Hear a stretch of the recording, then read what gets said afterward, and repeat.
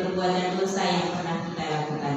Man yahdihillahu fala mudhillalah. Barang siapa yang Allah berikan petunjuk, maka tidak akan pernah sesat.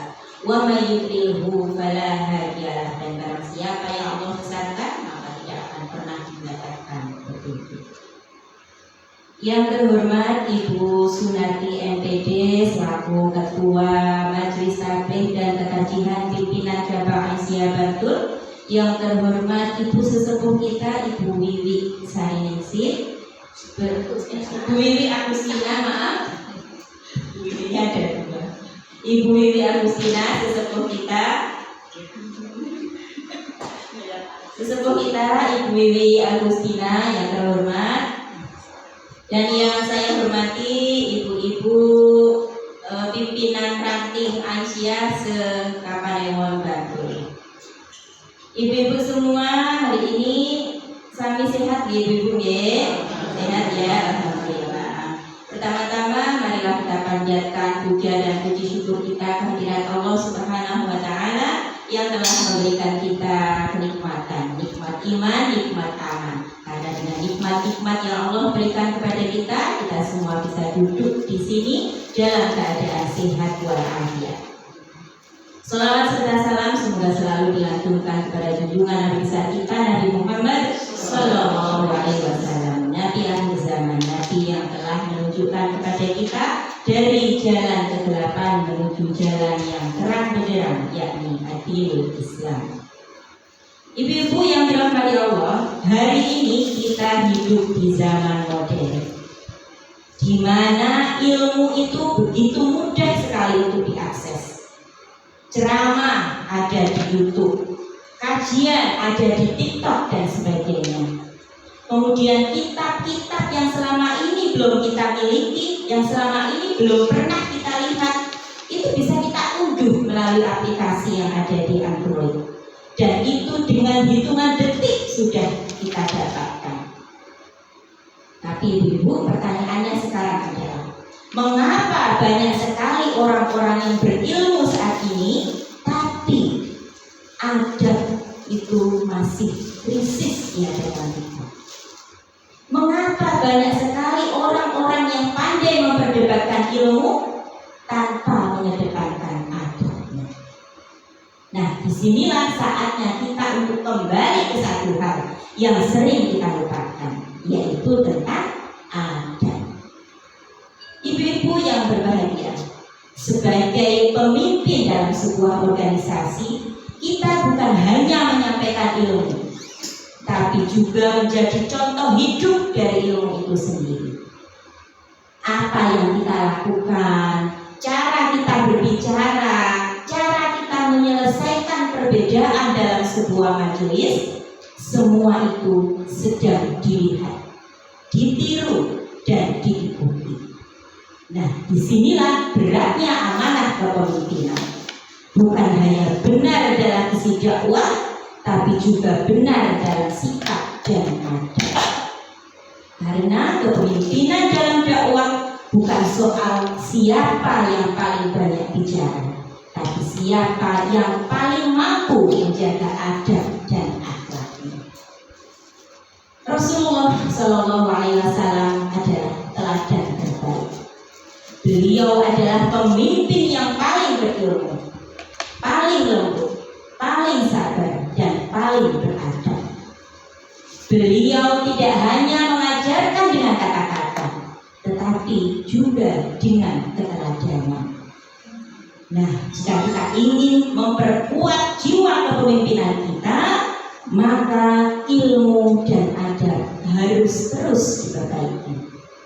Jika kita ingin melahirkan pemimpin-pemimpin yang baik, maka ilmu saja tidak cukup, tetapi harus dibarengi dengan adab. Nah, ibu-ibu semua, materi hari ini adalah tentang adab pencari ilmu sebagai landasan kepemimpinan.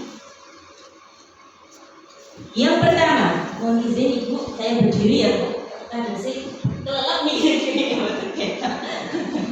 Nah, yang pertama yaitu mengapa adab dahulu. Bisa kita baca bersama-sama. Kecil banget ya. Bisa dibesarkan kecilan. Pakai layar kalau ada kelihatan ya, oke. Saya coba tak buka dengan Coba dibesarkan lagi. Apa saya bacakan aja? Saya coba buka dengan yang satu.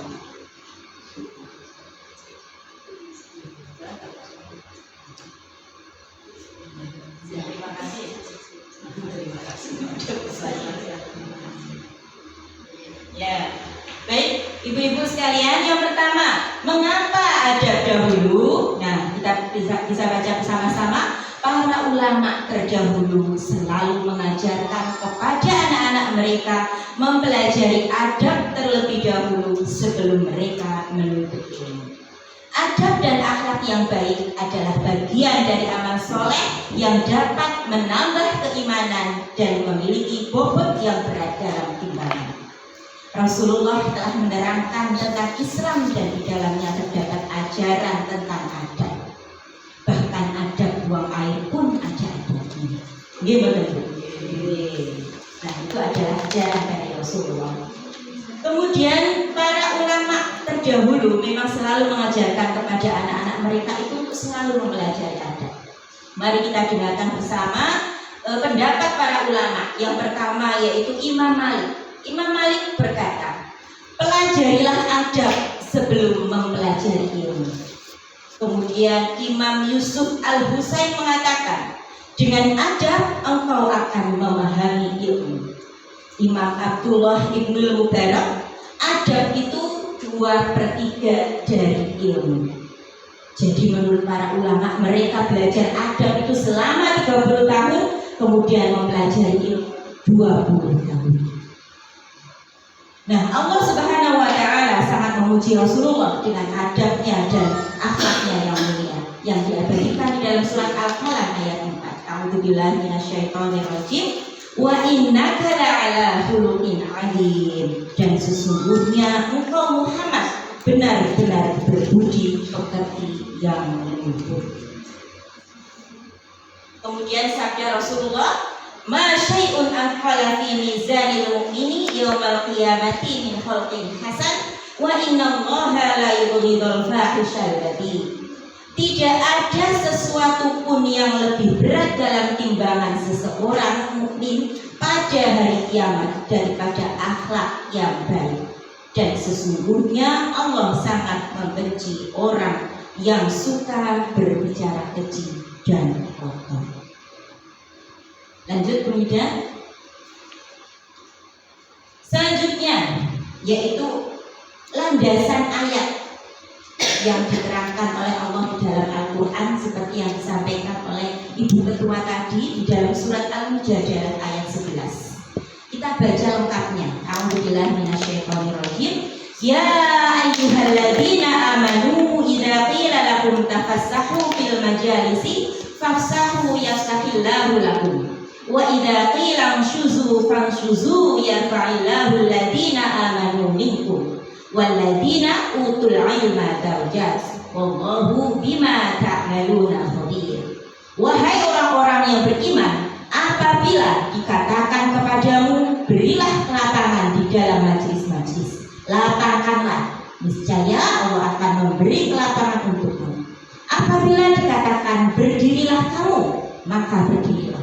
Allah niscaya akan mengangkat orang-orang yang beriman di antaramu dan orang-orang yang diberi ilmu beberapa derajat. Allah maha teliti terhadap apa yang kamu kerjakan. Di akhir ayat tersebut, yaitu Allah menjelaskan betapa orang itu akan ditinggikan derajatnya ketika seorang itu mempunyai ilmu. Next, kemudian selanjutnya yaitu pilar adab pencari ilmu. Ada beberapa adab pencari ilmu yang perlu kita ketahui, yaitu yang pertama, ikhlas niat karena Allah. Sebagai seorang pemimpin yang hendak mencari ilmu, hendaknya mengikhlaskan hatinya, niat karena Allah, agar mendapatkan ilmu yang bermanfaat. Tidak diperkenankan seseorang itu menuntut ilmu hanya untuk kepentingan duniawi saja, untuk berbantah-bantahan dengan para ulama, untuk mendebat-debat para ulama, kemudian untuk tampil hebat di dalam sebuah majelis. Itu tidak diperkenankan. Kemudian tidak juga dibenarkan ketika seorang itu mencari ilmu hanya untuk kepentingan duniawi saja, untuk meningkatkan jabatan, popularitas agar dilihat wow sama orang lain. Itu tidak diperkenankan. Sebagai seorang pemimpin hendaknya meluruskan niat dan hati untuk mencari ilmu hanya kepada Allah, mengharap ridha Allah Subhanahu wa ta'ala. Barang siapa menuntut ilmu karena Allah, maka ia mulia dan bahagia di dunia. Dan barang siapa menuntut ilmu bukan karena Allah, ia merugi di dunia dan di akhirat. Itu pendapat para ulama. Kemudian ada mencari ilmu yang kedua, yaitu membersihkan hati dari akhlak yang buruk. Sebagai seorang pemimpin, hendaknya membersihkan hatinya dari segala kecurangan, kotoran hati, akhlak-akhlak yang buruk. Iri, dengki, sombong dan sebagainya adalah termasuk penyakit-penyakit hati yang dapat mengotori hati. Sebaiknya sebagai seorang pemimpin ketika mencari ilmu, kita hindari hal tersebut. Karena apa? Karena ketika kondisi hati itu bersih dari kotoran-kotoran hati, maka ilmu yang kita dapatkan itu akan meresap ke dalam jiwa dan menjadikan ilmu itu bermanfaat baik bagi kita maupun bagi orang lain. Diibaratkan ilmu dalam hati seseorang itu ibarat sebuah lampu kaca. Ketika kaca lampu itu bersih, maka cahaya yang akan dipancarkan dari bola lampu itu akan terang. Tetapi sebaliknya, ketika lampu kaca itu kotor, maka ilmu yang dipancarkan itu akan redup, gelap, bahkan tidak kelihatan. Itu ibaratnya. Karena apa? Sesungguhnya perumpamaan ilmu itu dalam hati seseorang seperti itu tadi. Nah, sebagai seorang pemimpin, kita diwajibkan untuk selalu menuntut ilmu. Karena ilmu yang kita miliki itu nantinya akan kita sebarkan kepada masyarakat sekitar yang membutuhkan. Karenanya sebagai pemimpin hendaknya menghiasi dan membersihkan hatinya dari segala kotoran-kotoran hati. Sebab ilmu itu merupakan perhiasan yang berharga yang tidak pantas dimiliki oleh seseorang kecuali dengan hati yang bersih. Haramun ala qalbin ayyatahu lahu nuru wa fihi syai'un mimma yakrahu Allahu azza wa jalla.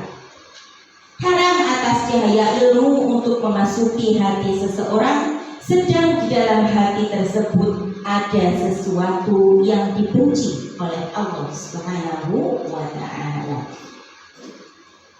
Kemudian ada pencari ilmu yang ketiga, yaitu mendengarkan dan menghormati guru. Jika para pemimpin rajin menghadiri ilmu namun tidak mendengarkan pelajaran yang disampaikan, maka dia pulang tidak membawa apa-apa. Dia pulang tanpa membawa ilmu. Dia pulang keadaannya sama seperti ia datang, tanpa membawa ilmu dan tanpa ada perubahan sama sekali. Para salafus saleh adalah seorang yang sangat antusias dalam mencari ilmu dan menghormati guru ketika pelajaran itu disampaikan. Ketika pada zaman dahulu para ulama itu menuntut ilmu, membutuhkan perjuangan yang sangat luar biasa, berbeda dengan zaman sekarang. Kalau zaman dulu itu ketika dijadwalkan pelajaran itu habis isya, itu para ulama itu habis asar sudah sampai di lokasi. Karena mereka berebut untuk duduk di barisan depan. Karena ketika mereka duduk di barisan terdepan, mereka akan mendengarkan dengan seksama apa yang disampaikan oleh guru tersebut. Kalau mereka telat sedikit, mereka akan duduk di barisan belakang dan tidak bisa mendengarkan. Karena memang zaman dahulu tidak ada pengarah suara seperti ini. Dan ustadznya juga gak bakalan teriak-teriak. Jadi kalau sudah datang terlambat itu, para ulama itu sangat menyesal, sehingga mereka tidak akan mendapatkan ilmu yang ia inginkan. Berbeda dengan zaman sekarang, kita berbondong-bondong untuk duduk di barisan belakang dan kadang ngobrol sendiri. Karena memang ilmu itu didapatkan itu dengan penuh perjuangan, dan perjuangan itu akan didapatkan, akan dihasilkan sesuai dengan apa yang diusahakan. Ketika usahanya itu gigih berani, maka hasilnya yang didapatkan juga akan bagus.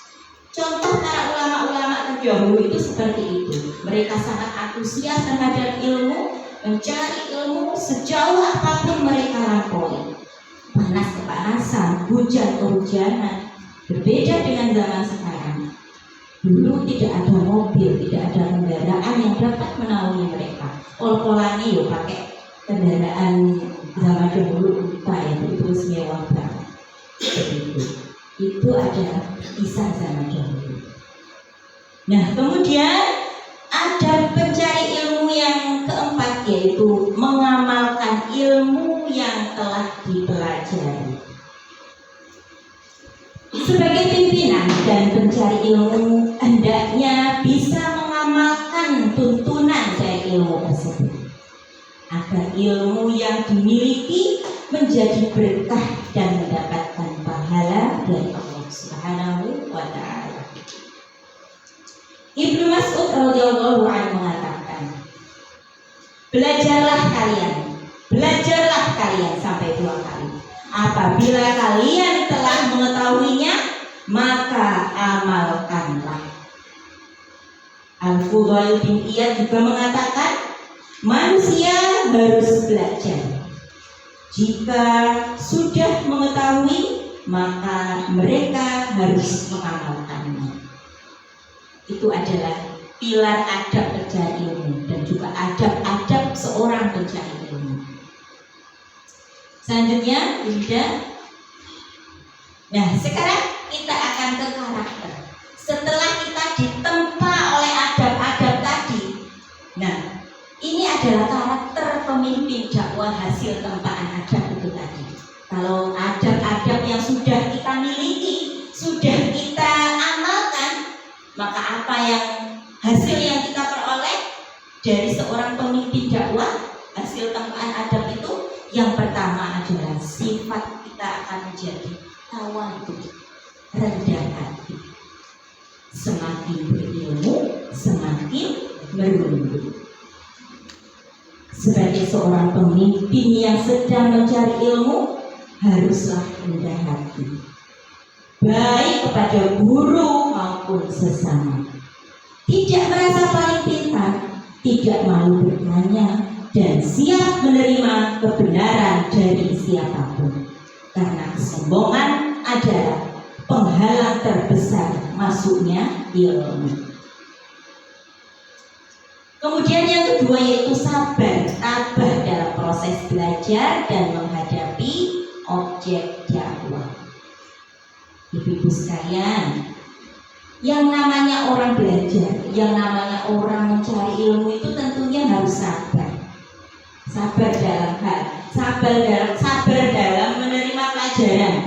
Contohnya pelajaran sing angel-angel. Nek zaman saiki sing angel nopo pelajaran. Nek buat anak SD mungkin matematika ya. Itu matematika itu pelajaran sing angel bagi anak, bagi yang belum memahami. Nah, itu butuh proses sabar dan juga tabah dalam proses belajar. Menuntut ilmu itu butuh proses panjang. Sabar dalam menghadapi kesulitan dan memahami pelajaran. Banyak orang gagal bukan karena tidak mampu, tetapi karena tidak sabar. tidak konsisten dalam menjaga ilmu. Kemudian yang selanjutnya yaitu warok, berhati-hati dalam mengambil keputusan. Dengan warok, ilmu yang didapat itu akan lebih berkah. Tentunya harus lebih bisa menjaga lisan, menjaga diri dari hal-hal yang haram dan syubhat. Dan yang selanjutnya yaitu syaja'ah atau berani. Tegas menyampaikan kebenaran dengan cara yang santun. Berani menyampaikan kebenaran dan berani mengamalkan ilmu meskipun berbeda dengan kebiasaan di lingkungan kita. Itu adalah beberapa karakter pemimpin dakwah hasil tempaan ada. Itu tadi ya, ada tawadhu, sabar, warok, dan syaja'ah. Selanjutnya, nah kita sudah ke kesimpulan, cepat banget nih Bu. Biasanya nek kesuwen itu tidak mati ngantuk. Nah kesimpulannya adalah ilmu tanpa adab seperti api tanpa kayu bakar, dan adab tanpa ilmu seperti ruh tanpa jasad. Ilmu itu punya potensi besar seperti api. Tanpa adab, ilmu itu tidak akan memberi manfaat, bahkan bisa padam dan tidak berguna karena tidak ada bahan yang menjaganya tetap hidup.